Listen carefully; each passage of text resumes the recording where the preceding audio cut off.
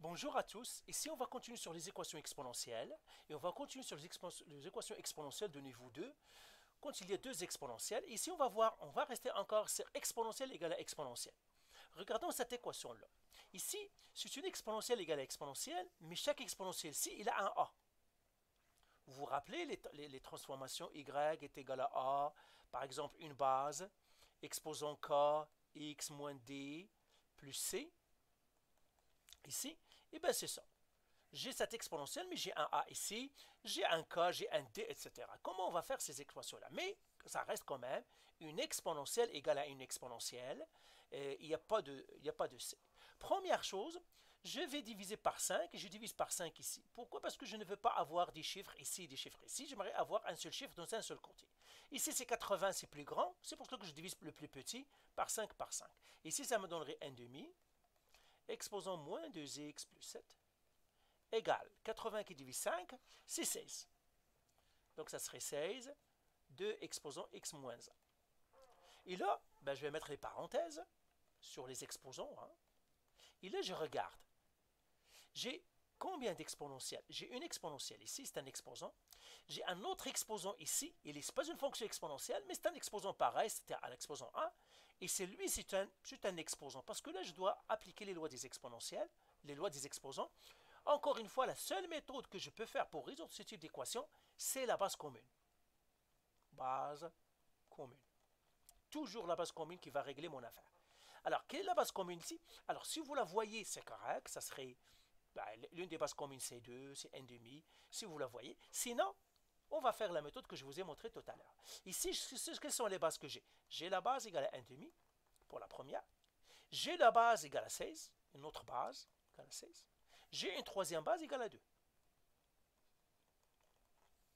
Eh bien, tout ça, je dois les écrire avec une seule base, égale à 2. Eh bien, je vais prendre la plus petite des bases ici, c'est 1 demi. Donc ça veut dire, lui, je dois l'écrire 16 est égal à 1 demi, exposant un nombre.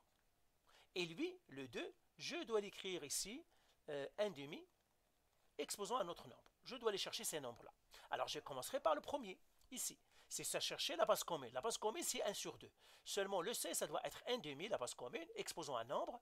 Et puis, le 2, ça doit être 1 demi. Alors, si vous voyez ces nombres-là, c'est correct. Si vous ne le voyez pas, moi, je vais vous montrer comment vous les faites. Eh bien, je prendrai celui-là en premier. J'ai 16 égale à 1 demi, exposant un nombre que j'appellerai z. Je cherche ce z-là. Ben, ça, c'est quoi? C'est une équation exponentielle qui est de niveau 1. Et comment je résous une équation exponentielle de niveau 1? Ben, tout simplement, je sors mes informations. J'ai la base égale, l'exposant égal, la puissance égale. Parce que c'est un niveau 1 celle-là. Donc vous voyez, si je sais résoudre les niveau 1, même les niveaux 2, je pourrais les ramener au niveau 1. La base c'est 1 demi. L'exposant c'est z que je cherche. Et puis la puissance c'est 16. Comment je vais faire ça? Je pars au logarithme. Alors les logarithmes me disent, c'est correct, ça serait logarithme avec une base, avec une puissance égale à un exposant ici. Alors la base ici c'est 1 demi, la puissance c'est 16 et l'exposant c'est z. Et bien si vous faites ce calcul-là, vous allez trouver que z est égal à moins 4. Tout simplement quand je le fais, je calcule ça, logarithme de 16 en base 1 demi, vous le faites à votre calculatrice. Si vous ne savez pas faire ça, il y a une vidéo qui vous montre comment calculer les logarithmes. Ça c'est logarithme de base 1 demi de 16. Alors s'il y a des calculatrices, ils ont une touche, vous le donnez tout, vous pétonnez tout, et sinon, il y a une manière, logarithme de 16 qui divise le logarithme de 1 demi. Donc j'ai trouvé le moins 4. Donc ça veut dire quoi? Ici c'est moins 4. Ça veut dire 16 est égal à 1 demi exposant moins 4. Maintenant le 2, ben, je vais faire la même chose. Si vous faites la même chose, vous trouvez moins 1. Que ça veut dire la même chose? Et bien je fais encore comme ça. Je fais 2 égale à 1 demi exposant un nombre que j'appelle z. Et là encore, vous faites l'exposant, la puissance, c'est une niveau 1 celle-là. Vous trouvez moins 1. Alors maintenant, j'ai trouvé la base commune. Alors là, je vais les écrire pour que ça soit clair. Ça va être 1 demi exposant moins 4. Et celle-là, ça va être 1 demi exposant moins 1. Et là, je vais les écrire. Lui, je ne le touche pas parce qu'elle a la bonne base. Donc, ça va faire 1 demi exposant moins 2x plus 7.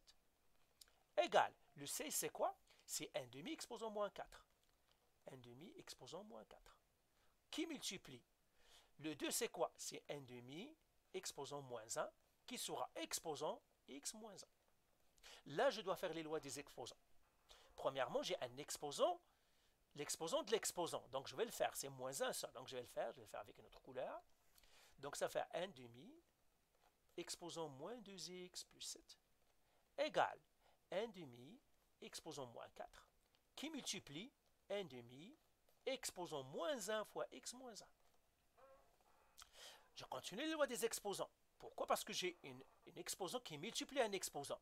C'est-à-dire, les lois des exposants, qu'est-ce qu'ils me disent? Eh bien, tu dois additionner les exposants. J'ai une puissance qui multiplie une puissance, ils ont la même base. Je dois additionner les exposants. Je vais le faire avec une autre couleur.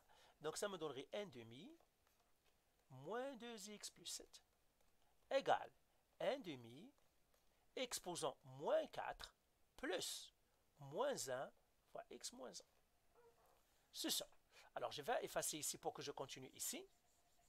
Et puis, c'est tout simplement, je fais un peu le ménage et c'est tout. Celui-là, ça serait 1 demi, je ne le touche jamais, moins 2x plus 7 égale.